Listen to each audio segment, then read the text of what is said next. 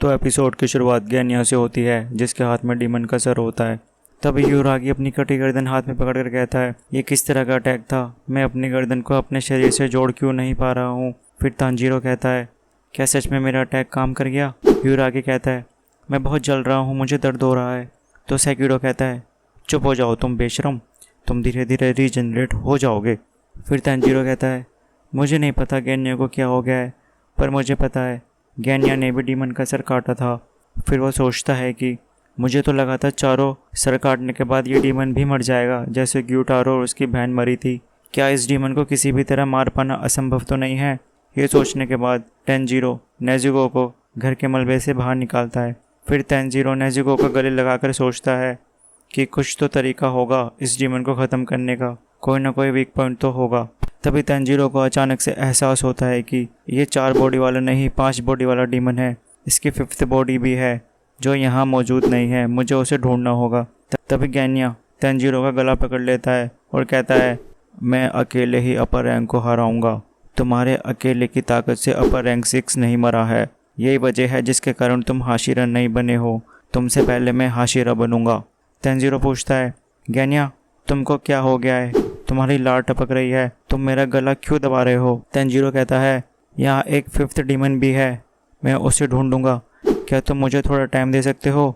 तभी सेकिरो उन दोनों पर हमला कर देता है। फिर तेंजिरो गैन्या से कहता है, गैन्या तुम इसको संभालो, मैं 5th डीमन को ढूंढने जा रहा हूँ। फिर नेजुको और गैन्या डीमन से लड़ने लगते हैं और दूसरी ओर तेंजिरो 5th डीमन को ढूंढने में कामयाब हो जाता है।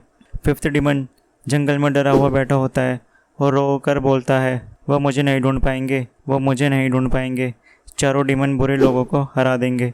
तेंजिरो 5th डीमन को मारने जा ही रहा होता है, तभी उसको सेकिरो रोक लेता है। तो तेंजिरो गैन्या से कहता है, 5th डीमन जंगल में छुप कर बैठा है, जाओ तुम उसको ख़त्म कर दो, मेन डीमंस को संभालता हूँ, और नेजुको तुम भी जाकर गैन्या की मदद करो।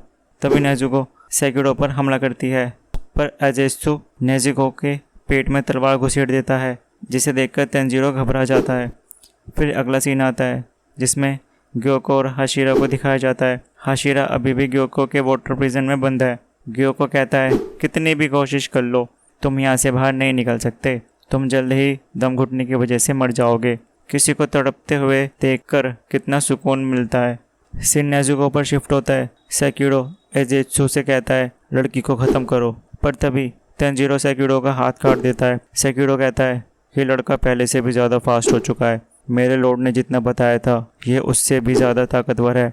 इसके ज़बरदस्त रिफ्लेक्स इस लड़ाई को एक तरफा बना देगी, इसकी तलवार हम सबको जलाकर रख देगी। तभी तेंजिरो काराकू पर हमला करता है, पर काराकू तेंजिरो को अपने अटैक से गिरा देता है, मगर बाद में उसे एहसास होता है कि तेंजिरो ने उसके हाथ को काट दिया है। फिर तेंजिरो गैन्या से कहता है, साउथ की तरफ जाओ, वो डीमन साउथ की तरफ ही है। गैन्या कहता है, ये कैसे हो सकता है? पूरे टाइम मेरी नज़र उस डीमन पर ही थी, अब मैं उसको देख नहीं पा रहा हूँ, ये किस तरह की डीमन आर्ट है? फिर तेंजिरो कहता है, गैन्या अब वो डीमन वेस्ट में है, थोड़ा और राइट जाओ, वो तुम्हारे पास ही है। गैन्या नीचे देखो।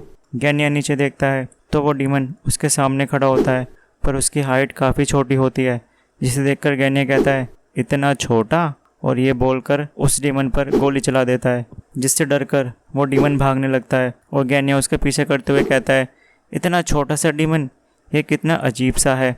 बाकी के 4 डीमन तो इतने स्ट्रॉन्ग है, पर इसको देखकर तो ऐसे लग रहा है जैसे मैं एक चूहे का पीछा कर रहा हूँ। तभी गैन्या उस डीमन की गर्दन पर अपनी तलवार से अटैक करता है, मगर वो हैरान रह जाता है क्योंकि उस डीमन की गर्दन उसकी तलवार को बीच में से तोड़ कर रख देती है।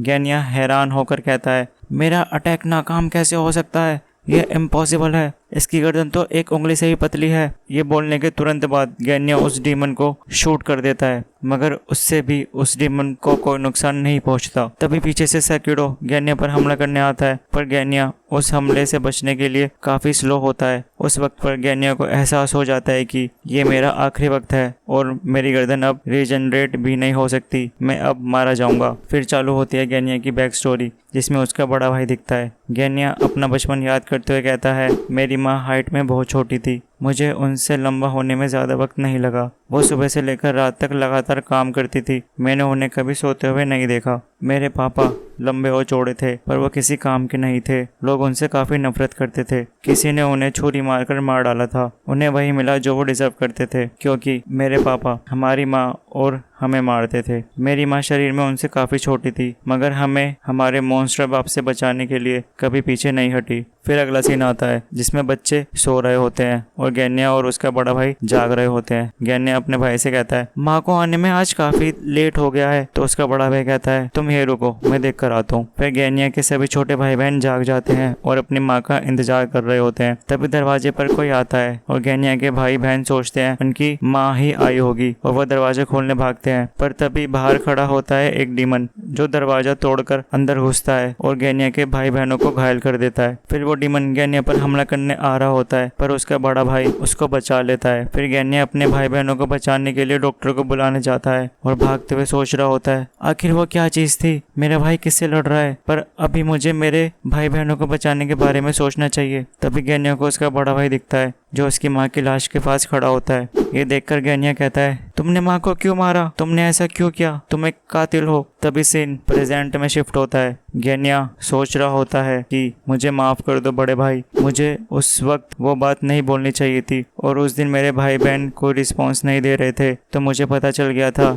कि वो सब भी मरने वाले हैं और वो भेड़िया जिसने हम पर हमला किया था वो कोई और नहीं बल्कि हमारी माँ ही थी जो एक डीमन बन चुकी थी और बड़े भाई हमें उससे बस बचाना चाहते थे। और जैसे ही सुबह हुई तो बड़े भाई को भी एहसास हो गया कि वो हमारी माँ थी जिसने हमारी फैमिली पर हमला किया था। मैं हमेशा यही सोचता हूँ कि बड़े भाई को माँ को मारने पर कैसा लगा होगा। वो पूरी तरह से शौक में खड़े थे और ऊपर से मैंने उनको काफ़ी भला बुरा बोला। पता नहीं उनके दिल पर क्या बीती होगी। हम दोनों ने प्रॉमिस किया था कि हम दोनों मिलकर अपनी फैमिली की रक्षा करेंगे। फिर सीन गैन्या पर शिफ्ट होता है। गैन्या सोचता है, मुझे माफ़ कर देना बड़े भाई, मैं आपसे बिना माफ़ी मांगे ही मरने वाला हूँ। मेरे बड़े भाई मेरे पास कोई टैलेंट भी नहीं है, मैं तो कोई ब्रीथिंग टेक्निक भी यूज़ नहीं कर सकता, इसलिए मैं कभी हाशिरा नहीं बन सकता। जब तक हम खुद हाशिरा नहीं बन जाते तब तक किसी दूसरे हाशिरा से मिलना काफ़ी मुश्किल है। तब उसका भाई कहता है, तुम जैसा लूजर मेरा भाई नहीं हो सकता, तो जाओ डीमन स्लेयर को छोड़ दो। तभी तंजीरो गैन्या को पुकारता है कि गैन्या इतनी जल्दी हार मत मानो और सेक्यूडो का हाथ काट देता है